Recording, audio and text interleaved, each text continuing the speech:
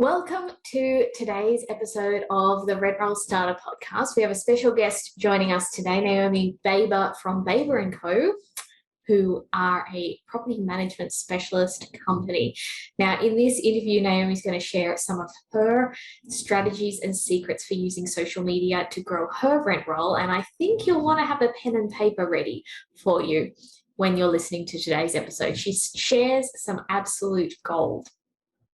So if you've got a pen and paper ready, or you're ready to pull over the car so you can scribble down some notes, let's jump in. Well, welcome, Naomi. Thank you so much for joining us on the Rent Roll Starter Podcast. Thank you. Thanks for having me. Now, before we get started talking about all things social media and growing your rent roll, which is the reason I really wanted to talk to you on the podcast, I would imagine anyone who's watching or listening to this podcast might have heard that lovely accent that you've got happening and be wondering, where's the accent from, Naomi? So can you tell us your story? Sure. So I was actually born in Edinburgh, which is in Scotland. And I met my husband, who's actually Australian, over in Edinburgh in a dodgy nightclub. And yeah, we connected really well and we ended up getting engaged and married pretty quickly. And we came over to Australia to live in 2009. And we've been here ever since. Oh, well, I like that story. But the accent's hanging around, which is coming in handy. I like it. Yeah, thank you. Thank you. It's beautiful. So now you have your property management company, Baber & Co. Can you tell us a little bit about when you started, how you started, and the motivation for starting your rent roll? Yeah, sure. So I started off actually in real estate sales in 2010. A couple of years later, I had my children and had some years out of the industry. And I was looking to come back into the industry. And a friend of mine actually knew somebody that owned a real estate agency. And she said to me, "Oh, do you fancy getting in touch with him? He's got a part-time job available."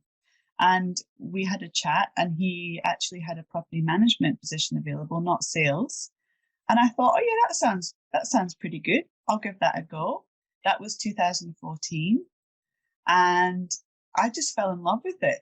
And people think I'm absolutely crazy, but I just really fell in love with the variation of the job, the challenge of the job. I love negotiating, creating a win-win outcome for people, and the relationships that you get to form are just beautiful. You really get to become part of people's lives sometimes. So I just love the connection that it brings. And last year, so I was working for various independents and franchises since 2014, and I began to feel like I could do things a little bit better. And last year, my previous agency, they decided to sell the rent roll because they were going into retirement. And I thought, this is it. It was kind of forced my hand a little bit, and I took that opportunity to go out on my own. So Baber & Co. was born July last year. So we're nearly 1 year old. Congratulations. And you've just hit another little milestone because your husband has recently joined you in the business as well. Yes. So I'm sure anybody else that's ever ran a property management business on their own, you get to a point where you're doing BDM work plus trying to be a property manager. And it gets to a point where you kind of get stuck and you need some support, but you don't have the money to hire someone full time. So luckily, husband Dan has joined the force, which is very exciting. Good on him. Yeah. Good on you as well. So I wanted to talk to you about how you're using social media and using it to grow your brand and to grow your rent roll. Sure. But I want to go all the way back to the start and ask you, how long have you been using social media with your business? Has that been from day one? Yeah, absolutely. From day one. So I decided I didn't have the time and I didn't have the resources or the money to do leaflet dropping. I didn't have the money to print flyers, walk around the streets. And I also have never been a big fan of the cold call either. So I decided, okay, I'm not going to do those things. Social media is going to be the equivalent of that for me. So I'm going to use social media as my letterbox drop. And as you know, I did your marketing school, and a lot of that was based around how to use social media to get your name out there, to show an authority in your industry, and to basically get more leads, which will convert into new business. So right from the start, it's been pretty much an essential part of our marketing. And you have a bit of a different approach to social media. I know that anyone who's hung around me for a while hears me bang on about scheduling things in advance. But that's just my way. You have a different way of approaching your social media, and you don't schedule in advance. You want to tell me why you don't and what impact you think being proactive in the moment has on your social media? Yeah, sure. So I know I've obviously yourself and a few other people promote having a schedule because a lot of people are time poor and it's hard to come up with social content every day of the week. But I'm a little bit of a spontaneous person. I'm not very good at planning. I like to a certain extent, I like to experiment and not wing it, but I like to just play around and I don't like to have too much of a structure. So what I did was I took all your ideas that I learned about having very varied content on social media, and I promised myself that I would do the complete opposite of what I see everybody else doing, which is what you taught me as well, which is I try to put on the minimal amount of posts about actual listings as I can. So I'm sharing a bit of a secret there. If you go on to, I try to keep that to an absolute minimum. If you look at anybody's posts on other agencies' Facebook or Instagram, and it's to do with listings, they get the least engagement. Nobody's really that interested how quickly you leased a property or how much it leased for, or whether you've even got a vacancy. It's not really that interesting to people. So I try to limit that and I try to make my posts everything but. Yes. And I have noticed that you get quite good engagement on your posts. Do you have a particular type of post that performs well, like better than something else? Have you noticed a trend? Yeah, for sure. So secret number 2 would be anything that's a fairly candid, so not a professional shot, but a fairly candid shot can just be a selfie of myself, even better with husband as well, Dan, and a story. So it's that old thing about, people gathering around the campfire. We love listening to stories.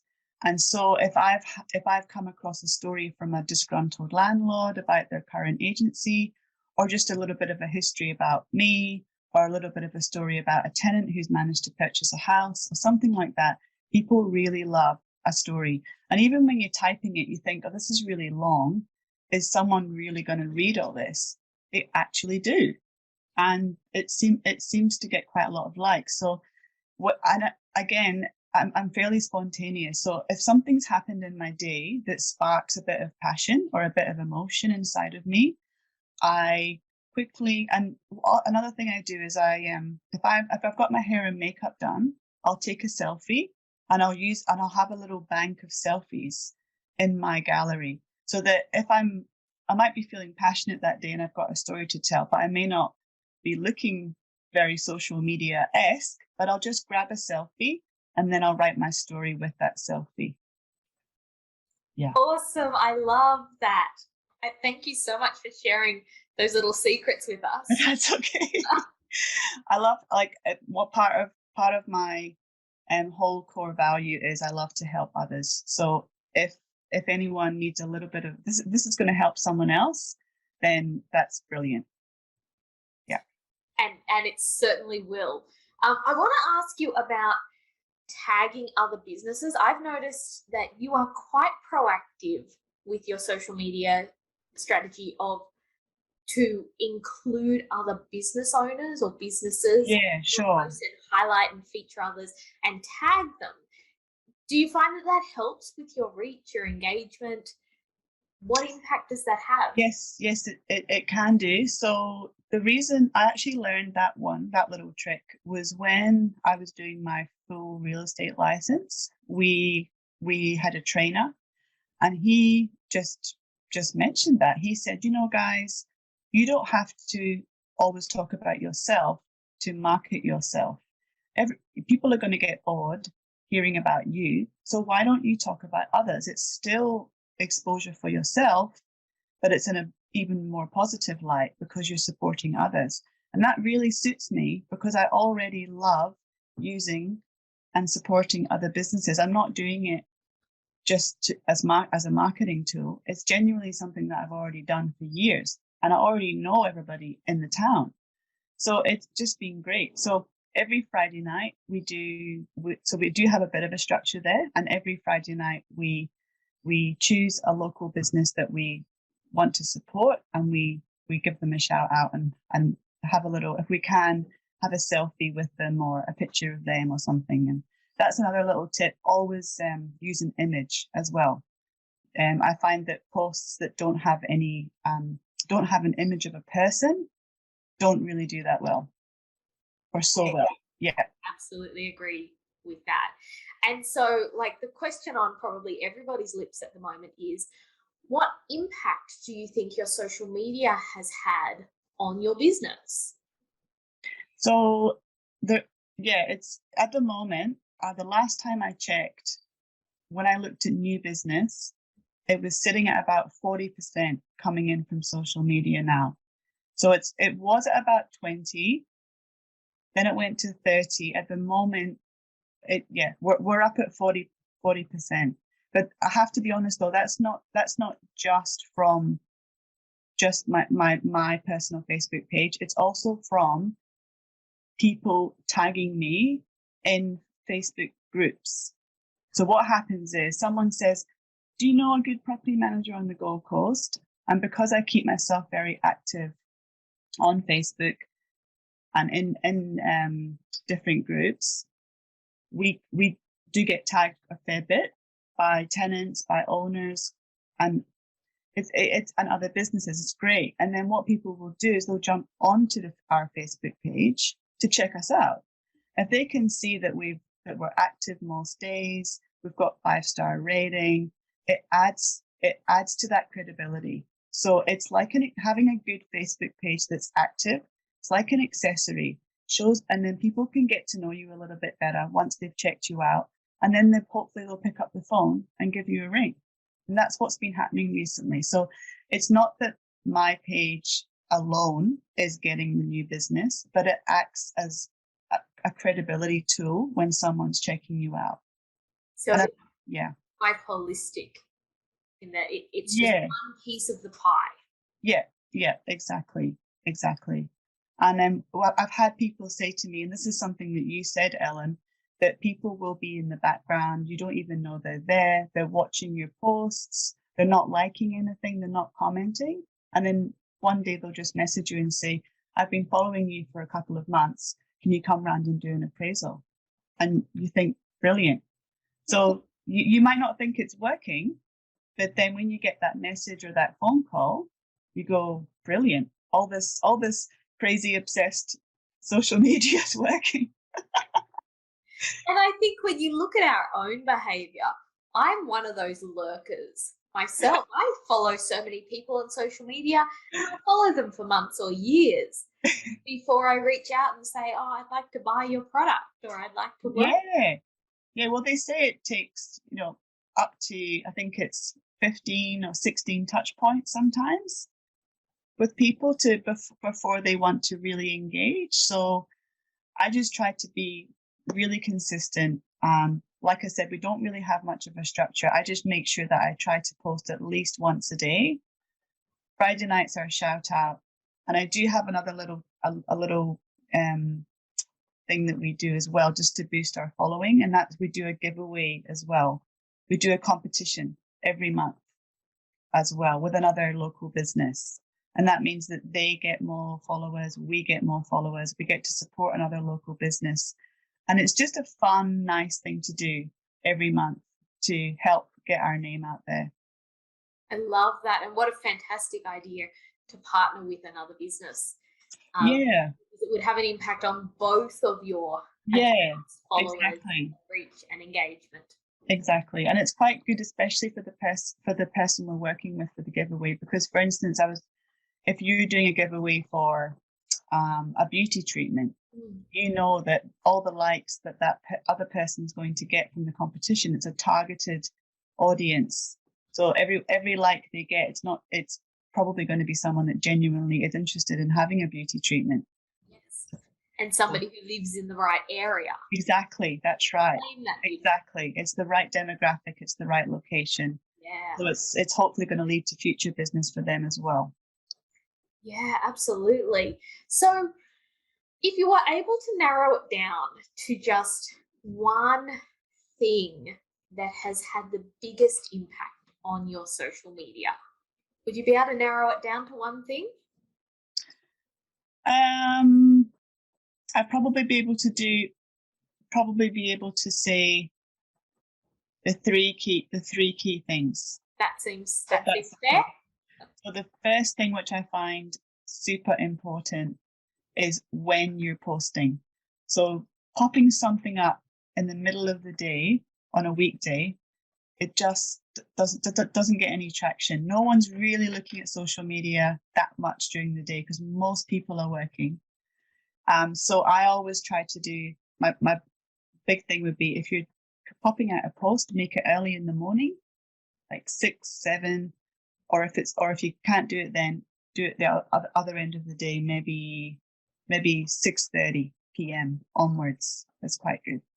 That would be my big thing. Like, you might have the most amazing post, but you've got to launch it at the right time to get the most engagement. The second thing which I already mentioned earlier, is use your face. And this is what you said, Ellen, at the very beginning. You said you need to get used to being in front of the camera. And it is so true. So many business owners are, I don't like taking pictures of myself. But it's when you're an independent owner, it's you. It's not your brand, or it's all about you. So you just need to go for it. Don't be scared, because people want to see you. They love it. So don't be scared to get that selfie. And an image is always important. And along with the story, it's absolutely amazing how much reach that will get. And then the third thing would probably be just to make sure that you're responding to people as well. So if you get a comment or a message, make sure that you respond. I was told once, with 4 words and an emoji seems to get the algorithms, keep the algorithms happy on Facebook. So always respond, because then you can start earning badges for your Facebook page. You can get responsive badges and community involvement badges and things like that. So really respond it.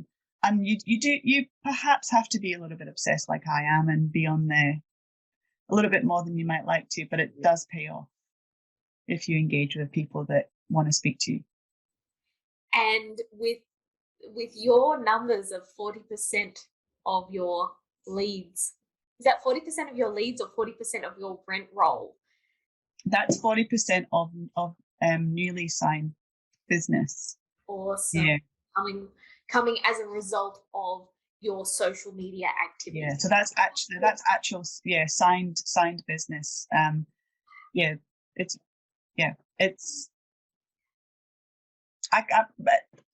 like, remember how you offered the money back guarantee at the beginning of your course? Well, you said if you do these steps, if you do these steps, you will get new leads, and if you don't, I'll give you your money back. And I thought, right, this is going to work, and it has. And I think with those numbers, 40% of new business from social media, why wouldn't you be a little bit obsessed with your social media? Like if that's where a huge portion of your new business is coming from, why wouldn't you? Yeah. I'm just putting my efforts into that instead of walking the streets, doing the leaflet drop, because I'm a bit of an environmentalist, and I don't want all that paper going in the bin.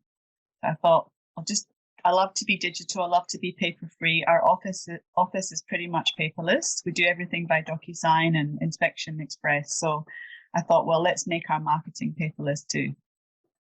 Exactly. And you and I both know the majority of those flyers are ending up in people's bins.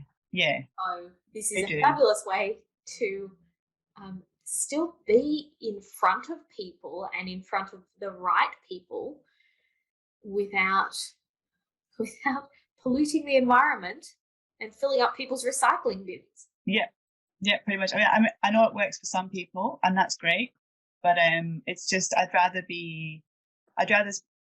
spend my time, doing the actual job than on the streets. So yeah, that's why I've chosen to really concentrate on social media. I love that. Now, Naomi, before we go today, I know that people are going to be very keen to check out your social media accounts. Now, if it's cool with you, I'll link everything in the show notes so that people can go and find you on all platforms. But do you have a favorite platform that you are most active on? I actually concentrate on Facebook. The reason being, part of the marketing school training was that we surveyed our clients and to find out where they hang out.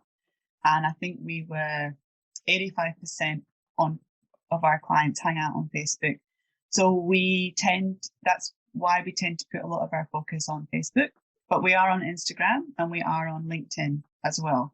Yeah. But Facebook's probably the one that's got the most consistent activity on there. And that's really wise. You want to be where most of your people are. So sure. I think you're wise in concentrating your efforts on the platform that the majority of your target audience is on. But what I'll do is I will link your Facebook, your Instagram, and your LinkedIn in the show notes as well, because I know people will want to come and check out what you're doing. So you might get a few new followers. Yeah, possibly. Well, apologize now because Instagram's not that amazing, but hopefully Facebook will help other people. And I think people will be very keen to see what you're doing on Facebook. Thank you so much, Naomi, for sharing such gold. I've actually scribbled down a bunch of notes as you've been talking and sharing your little secrets for social media. I know that it's going to make a huge difference in other people's social media efforts as well. Awesome. Thank you very much for having me, Ellen, and thank you because you've been my guru, and I couldn't have done it without you. So thank you. I'm pleased to be part of the journey. Thank you so much. Thank you. Wasn't that a fantastic episode with Naomi? I don't know if you remember those 3 secrets that she shared with us. One being not to focus your content on properties because that's what everybody else is doing. The other is to use candid photos, real photos, and maybe to sneak in the hubby or partner when you can. And then the third is to tell the story. Don't be worried about how long it takes to write it out or how long it takes for someone to read it. If the story's good, they'll click to read the whole thing. So if you want to connect with Naomi and see what she's up to on social media, there are links in the show notes or in the notes around the video if you're watching the video version. I can't wait to see you on the next episode of the Rent Roll Starter podcast.